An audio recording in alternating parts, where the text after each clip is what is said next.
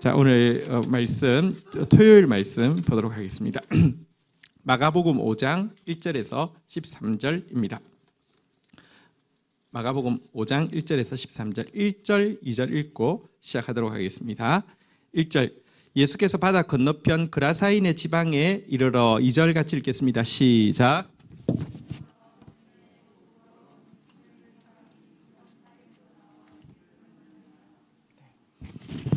예수님께서 배를 타고 바다 건너편 그라사인 지방으로 가셨습니다. 바다 건너편이란 갈릴리 호수 동쪽이고요.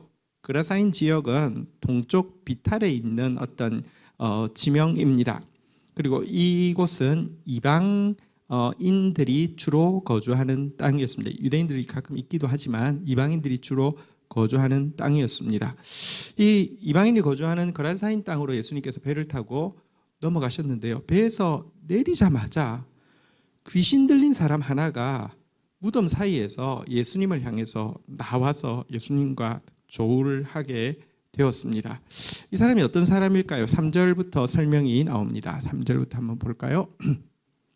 그 사람은 무덤 사이에 거처하는데 이제는 아무도 그를 쇠사슬로도 맬 수 없게 되었으니 4절 같이 한번 읽도록 하겠습니다. 시작. 이는 여러 번 쇠고랑과 쇠사슬을 베어도 쇠사슬을 끊고 고랑을 깨뜨렸음이러라. 그리하여 아무도 그를 제어할 힘이 없는지라. 5절까지 읽겠습니다. 제가 읽을게요. 밤낮 무덤 사이에서나 산에서나 늘 소리 지르며 돌로 자기 몸을 해치고 있더라. 자, 이 귀신 들린 사람에 대해서 묘사를 하고 있는데요. 우선 이 사람은 무덤 사이에 거처하였습니다. 우리 3절에 보니까요. 무덤 사이에 거처했습니다.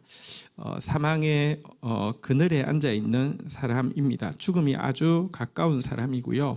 어둠과 죽음이 그의 거처인 가까이 있는 사람인데요.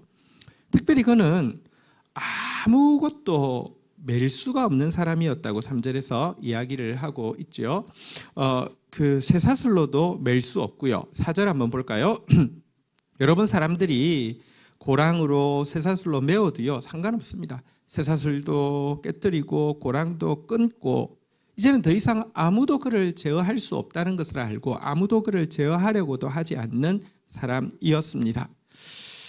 이렇게 이제 어디에도 제어당하지 않는 그는요 무엇 하느냐? 5절에 보니까요 밤낮 시간에 상관없고요. 그리고 무덤 사이에서나 산에서나 그러니까 장소에 상관없이 한번 따라하겠습니다. 늘 소리 지르며 이 소리 지른다는 것은 어떤 뭐랄까요? 그 적개심의 어떤 표현이겠죠. 막 큰 소리로 막 모든 대상들을 향해서 막 적개심을 표현하고 분노를 표현하는 것이고요. 또 동시에 한번 따라하겠습니다. 돌로 자기 몸을 해치고 있었더라.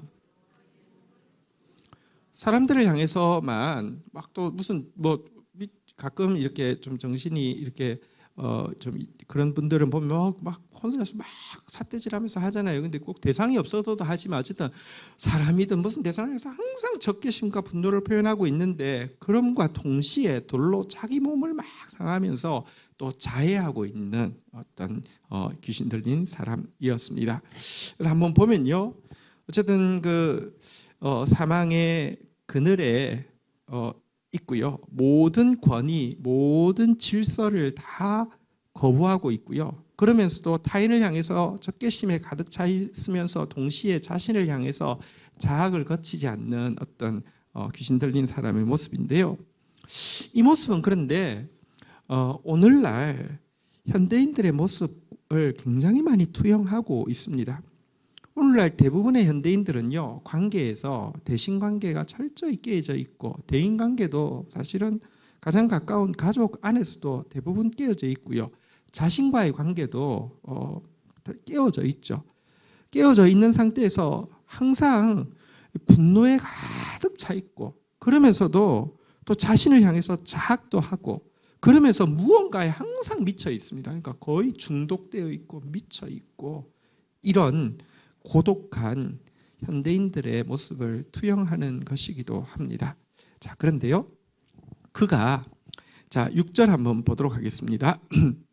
그가 멀리서 예수를 보고 달려와 절하며 7절 같이 한번 읽겠습니다. 시작. 큰 소리로 부르짖어 이르되 지극히 높으신 하나님의 아들 예수여 나와 당신이 무슨 상관이 있나이까.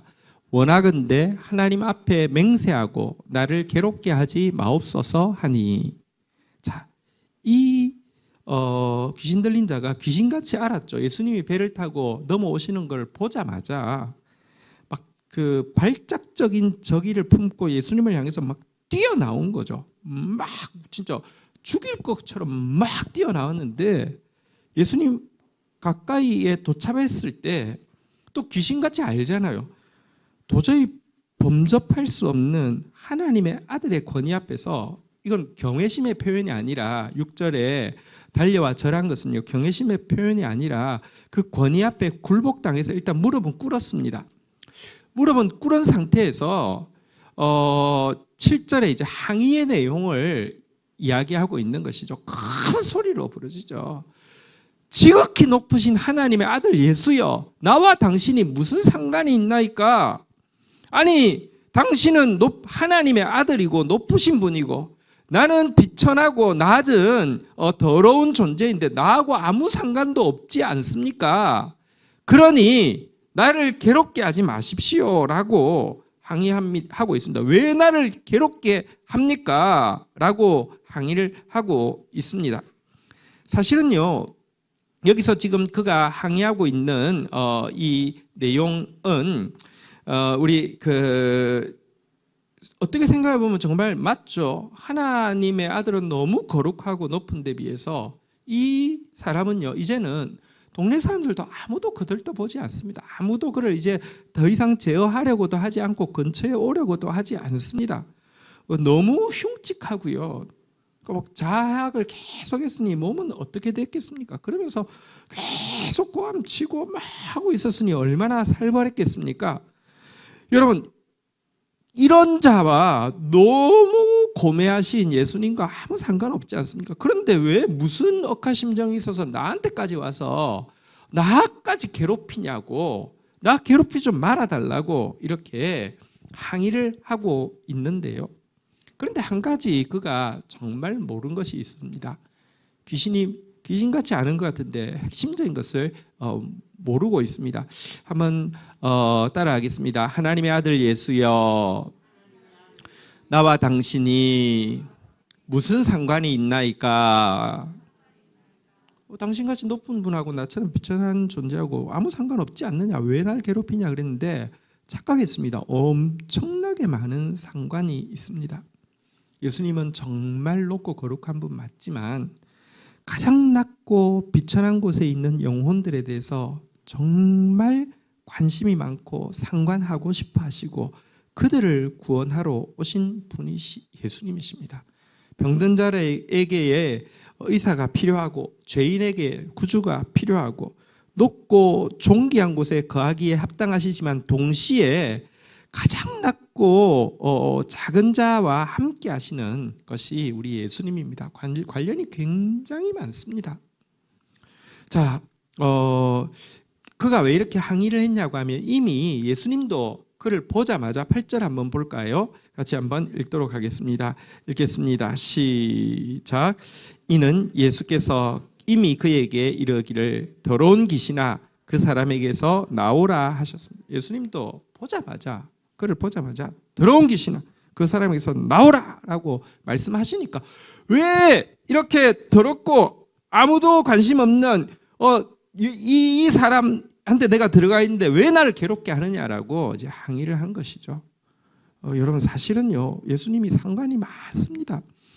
이 거라사인 지방에 예수님이 오셨다가 이 사람만 낫게 하고는 바로 배 타고 넘어가셨습니다. 거라사인 사람들이 월요일날 본문에 보면 나오겠지만 제발 떠나달라고 해서, 그래서 사실은 거라사인 지역에 가서 단 이 사람 하나 보기 위해서 왔습니다. 정말로 이 사람 하나에 관심이 있어서 예수님께서 오신 거거든요. 그래서 더러운 귀신아 그 사람에서 나오라 이렇게 명령을 하신 것이죠. 그러니까 이렇게 막 발악을 했는데 예수님이 명령하시면 꼼짝 못하죠. 자, 그런데 예수님께서 그에게 9절 한번 보도록 하겠습니다. 같이 읽도록 하겠습니다. 시작. 이에 물으시되 내 이름이 무엇이냐 이르되 내 이름은 군대니 우리가 많음이니이다. 예수님께서 그를 쫓아내시면서 이름을 물었습니다. 전쟁을 할 때 적군의 그 우두머리가 누군지는 고대 전쟁할 때 누구나 다 알죠. 영적 전쟁에서 또 예수님께서 이제 물으셨는데요. 그 이름이 군대라고 했는데 이것은 사단이 얼마나 영혼을 파괴하기 위해서 무자비한 힘을 쓰는지를 잘 보여주는 이름이기도 합니다. 여기 군대라는 단어가 헬라에서는 레기온이라고 되어 있는데 레기온은 로마 군 단위 중에서 6,000명으로 구성된 군단을 레기온이라고 하거든요. 그러니까 군대 그러니까 뭐 여러분 한 중대 정도 되나 이렇게 생각하시면 안 됩니다. 중대가 아니라요. 대대가 아니라요. 한 군단이 한 영혼을 파괴하기 위해서 그 안에 들어와 있다라는 이 표현은요. 사단이 한 영혼을 파괴하기 위해서 얼마나 무자비한 무지막지하게 여러분 뭐 한 동네에 예를 들면 파괴하기 위해서 폭탄을 그 큰 폭탄을 한 개 떨어뜨리면 파괴될 동네에다가 예를 들면 1,000개를 떨어뜨린다. 그건 완전히 그냥 정말 이건 무지막지한 거잖아요, 그죠? 그런데 한 영혼을 위해서 6,000으로 구성된 한 군단을 넣어서 파괴한다. 그러니까 사단은 한 영혼을 파괴하는데 얼마나 무자비한 힘을 쓰는지 모릅니다. 또 사단은요 한 영혼을 파괴하기 위해서 무자비할 뿐만 아니라 굉장히 끈질기고 집요하다고도 성경이 이야기합니다. 마태복음 12장 43절에 보면 이것에 대한 내용이 나와 있죠. 마태복음 12장 43절 한번 볼까요? 들어온 귀신이 사람에게서 나갔을 때에 물 없는 곳을 다니며 쉬기를 구하되 쉴 곳을 얻지 못하고 44절 같이 읽겠습니다. 시작. 이에 이르되 내가 나온 내 집으로 돌아가리라 하고 와보니 그 집이 비고 수리되었거늘 45절 제가 읽겠습니다. 보십시오. 나갔다가 이렇게 쫓겨나갈 수 있죠. 은혜 받아서 나갈 수도 있고 축사를 통해서 나갈 수도 있고 그 사람이 막 이렇게 뭐랄까요? 사람도 꼭 그 신앙이 아니어도 어떤 막 나쁜 습관이나 있던 것들을 강한 의지로 막 끊어낼 수도 있잖아요. 나갔다가 포기하지 않고요. 되돌아와서 보니까 청소돼 있고 깨끗해져 있으면요. 어떻게 하느냐? 45절. 이에 가서 저보다 더 악한 귀신 7을 데리고 들어가서 거하니 그 사람의 나중 형편이 전보다 더욱 심하게 되니라. 이 악한 세대가 또한 이렇게 되리라. 이렇게 이야기했는데요. 여러분 그래서 우리가 꼭 알아야 됩니다. 영적 전쟁의 주된 대상은 세상과 하는 거 아닙니다. 남과 하는 거 아닙니다. 자기와 하는 것입니다. 내 안에 군단 같은 귀신들이 있습니다. 조금 나갔다고 한 개 나갔다고 여러분 6,000분의 1이 나왔을 수 있습니다. 또 6,000이 한 번 나갔다고 끝난 것도 아닙니다. 여러분 집요하게 관찰하고 있고요. 또 들어오려고 합니다. 그래서 정말로 깨어 있어야 되고요. 정말로 기도해야 된다. 물론 겁내란 말은 아닙니다. 우리 안에 있는 예수 한 생명이 군단이 아니라 이런 군대 10개, 100개, 1,000개가 있어도 감당 안 될 정도로 강하신 예수 그리스도가 우리 안에 들어오십니다. 그래서 두려워하라는 말이 아니라 근신해야 합니다. 무지막지하게 귀신들이 역사하고요. 끈질기게 집요하게 물고 늘어진다는 사실을 알아야 합니다. 우리가 성도들을 보면 우리가 말씀 앞에 서고 영적 씨름하다가 죄의 습관들이 좀 끊어지기 시작합니다. 그럼 자기도 좋고 또 가족들도 좋아하고 교회도 좋아하고 하는데요. 하다가 어느 순간 딱 머물고 나면요. 정체가 아니라요. 조금 지나서 보면요. 훨씬 더 악해져 있습니다. 훨씬 더 악해져 있습니다. 이거 알아야 됩니다. 귀신의 이름이 군대인데요. 어쨌든 여러분 기억하십시오. 아까 이 그라사인의 모습이 우리와 별반 다르지 않습니다. 우리 한번 생각해 보십시오. 어딘가 미쳐 있습니다. 괜히 화가 나 있고요.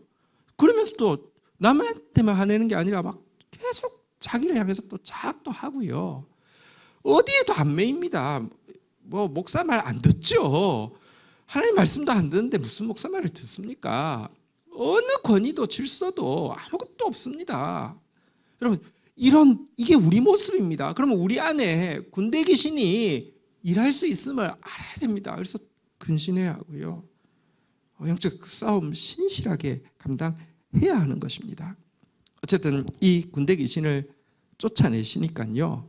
자, 10절 한번 보도록 하겠습니다. 여기 10절 한번 읽어보도록 하겠습니다. 시작. 자기를 그 지방에서 내보내지 마시기를 간구하더니. 자, 근데 여기 보니까 귀신 보고 나가라고 했는데 저를 이 지방에서는 내보내지 말아 주십시오라고 간구를 했다라고 되어 있습니다. 근데 이게 정확하게 이 지방이 무엇을 뜻하느냐? 병행 본문을 같이 보면 좋습니다. 복음서는요 4개가 있잖아요, 그죠? 근데 이 중에 이제 마태, 마가, 누가복음, 우리 지금 마가복음 있는데 이 3개는 공간복음이라고 해서 같은 관점입니다. 예수님의 기록을 남기는 게 목적입니다. 마지막 요한복음은 이미 이 세 복음서가 존재하는 상태에서 이 세 복음서에서 이야기하는 예수님은 누구신지를 다시 재정리하는 성경이라고 하면 이 3개는 기록을 남기는 데 목적이 있습니다. 그러나 기록자의 성향도 다르고요. 배경도 다르고요. 관심사도 다르기 때문에 같은 내용을 남기면서도 예를 들면 누가 같은 이는 의사이기 때문에 훨씬 더 꼼꼼하게 남기는 경향도 있고요. 또 뒷배경이나 뭐 이런 것들을 다 좀 자세히 남기는 경향이 있습니다. 그 지방에서 내보내지 말기를 간구하더니 이게 무슨 뜻인지 누가복음으로 한번 병행 본문으로 한번 보도록 하겠습니다. 누가복음 8장 30절부터 한번 볼까요? 같은 내용이 있죠. 예수께서 내 이름이 무엇이냐 물으신즉 이르되 군대라 하니 이는 많은 귀신이 들렸습니다. 31절 그 다음 내용이 같은 내용입니다. 같이 읽겠습니다. 시작. 무적행으로 들어가라 하지 마시기를 간구하더니. 예수님께서 나가라고 하니까 그 무적행으로는 보내지 말아 주십시오. 무적행 아닌 곳에 있게 해주십시오. 이렇게 간구를 했다는 것입니다. 이건 또 무슨 내용일까요? 여러분 그 이제 뒤 내용을 한번 11절 한번 12절까지 읽고 좀 설명을 드리도록 하겠습니다. 마침 거기 돼지의 큰 떼가 산 곁에서 먹고 있는지라. 12절 같이 읽겠습니다. 시작. 이에 간구하여 이르되 우리를 돼지에게로 보내어 들어가게 하소서 하니. 자, 나 무적행에 보내지 마시고 그럼 마침 돼지떼가 있으니까 돼지떼한테 보내주십시오라고 이제 부탁을 하고 있는 내용인데요. 뭐길래 귀신이 예수님께 부탁하고 또 예수님은 왜 그 부탁 들어서 돼지를 2,000마리나 몰살을 시키게 했을까 조금 생각해 보도록 하겠습니다. 무적행이 무엇이냐? 여러분 그 성경에는 무적행이라는 곳이 나오는데 무적행은 귀신이 최후 심판을 받기 전에 들어가게 되는 이제 어떤 감옥과 같은 곳이라고 소개하고 있습니다. 그런데 아직까지 자신들이 최후 심판을 받을 때가 안 됐거든요. 그래서 사실은 무적행에 물론 그럼에도 불구하고 예수님께서 무적행에 들어가라고 하면 무적행에 들어가야 되지만 무적행에 들어가지 않을 수 있는 합법적인 권리가 그들에게 있습니다. 왜냐고 하면 인간이 범죄하고 세상이 범죄했기 때문에 여러분 범죄한 곳에서 사단이 귀신이 활동할 수 있는 권한이 주어져 있습니다. 이것은 귀신에게 주어진 합법적인 권한입니다. 만약 인간이 범죄하지 않았다고 하면 여러분 사단은 그냥 심판받고 끝날 수 있는데요. 우리가 사단이 있는 이 어둠 속으로 들어갔기 때문에 여러분 공의로우신 하나님은 심판하시려고 하면 사단을 멸하시면 우리도 같이 멸하셔야 합니다.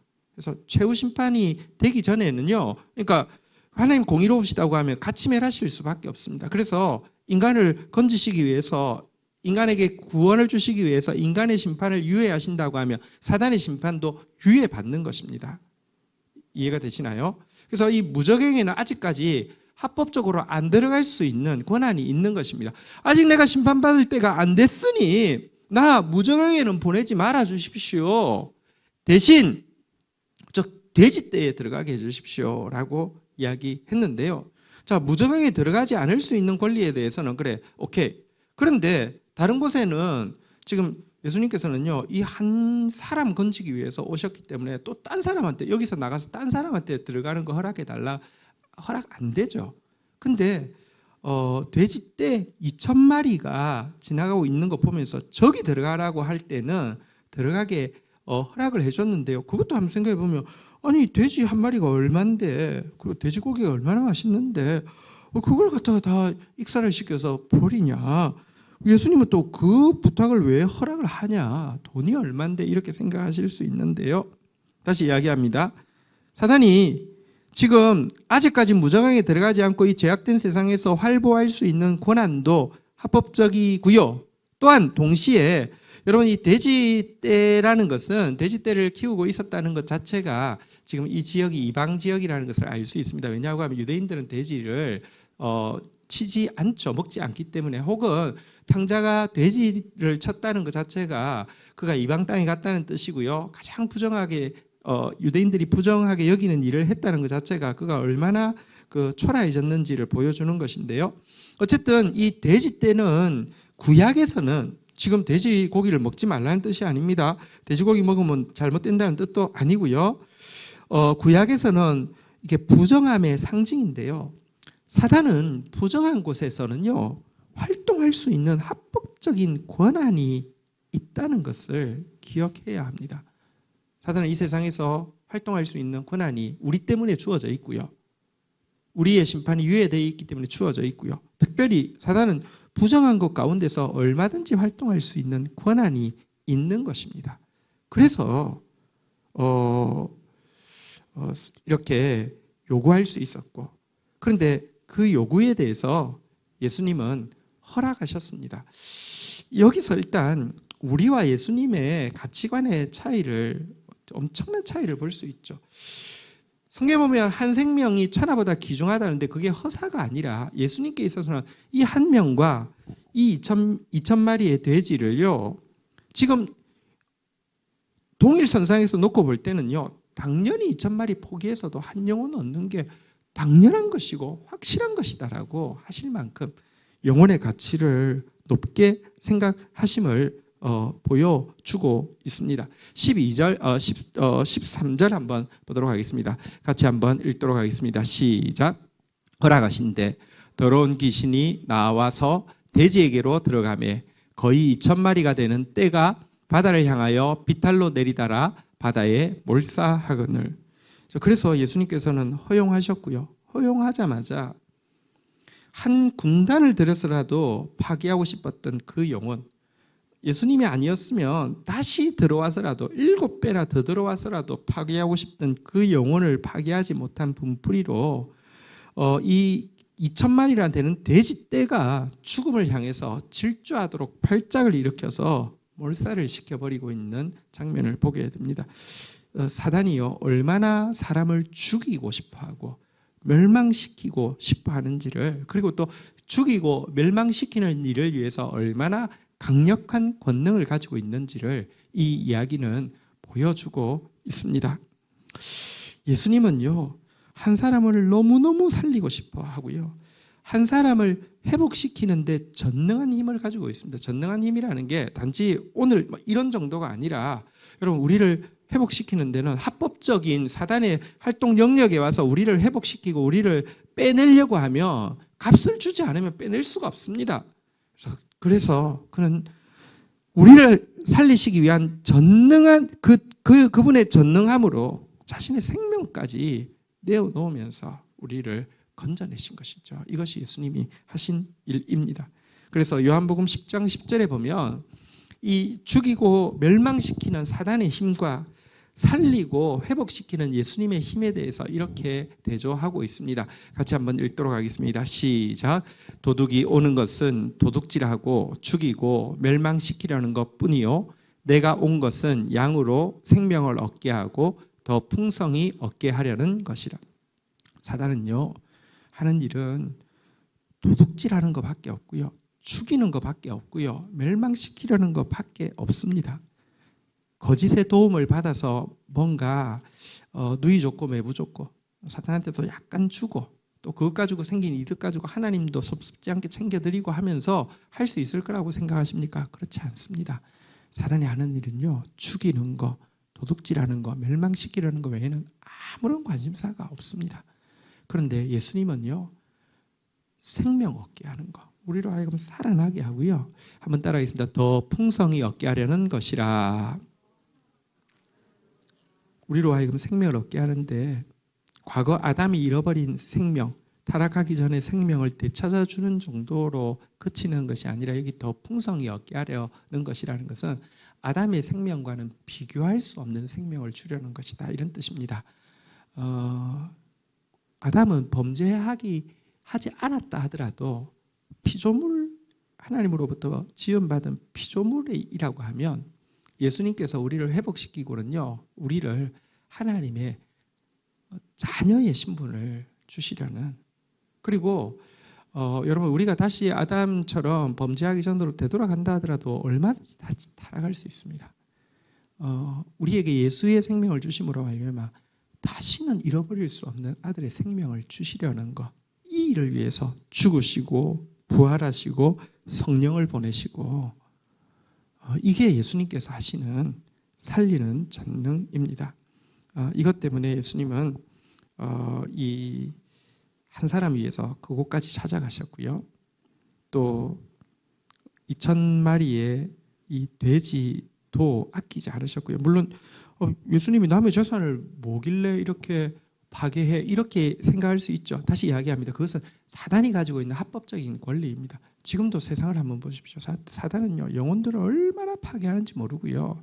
사실은 여러분, 더러운 곳에서 사단은요, 정말 여러분, 이 더러운 곳, 더러운 거래가 이루어지는 곳에서 사단은 얼마나 많은 영혼을 죽이고 얼마나 많은 물질이 헛되게 사용되어지게 하고 있는지 모릅니다. 예수님께서 하신 게 아닙니다. 우리 이 사단이 아주 악랄하죠. 여러분, 헤롯이 유아들을 학살했습니다. 근데 우리는 그거 보면서도 하나님은 왜 이러셨어? 이렇게 이야기합니다. 오늘 본문도 귀신이 돼지 떼 속에 들어가서 허용하신 것은, 다시 이야기합니다, 합법적인 권리이기 때문입니다. 더러운 것에는 사단이 일할 수 있도록 합법적인 권리를 가지고 있습니다. 근데 그렇게 파괴된 것도 보면서 하나님이 왜 이런 식으로 항상 하나님 탓을 합니다. 네, 다시 이야기합니다. 그게 아니라 한 생명을 천하보다 귀중하게 여기시는 하나님, 한 생명을 살리기 위해서 어떤 대가도 지불하시고 생명의 대가까지 지불하시는 하나님의 모습을 이 오늘 본문은 잘 보여주고 있습니다. 오늘 본문에서 그라사인 지방에 귀신 들렸던 그 한 사람과 같은 나의 모습 오늘 발견하기를 바랍니다. 그리고 그 한 사람과 상관이 있어서 그 한 사람 건지기 위해서 일부러 오신 예수님의 모습도 발견하기를 바랍니다. 나 한 사람을 파괴하기 위해서 사단이 군대를 동원하고 집요하게 물고 늘어지는 거 인식하시기 바랍니다.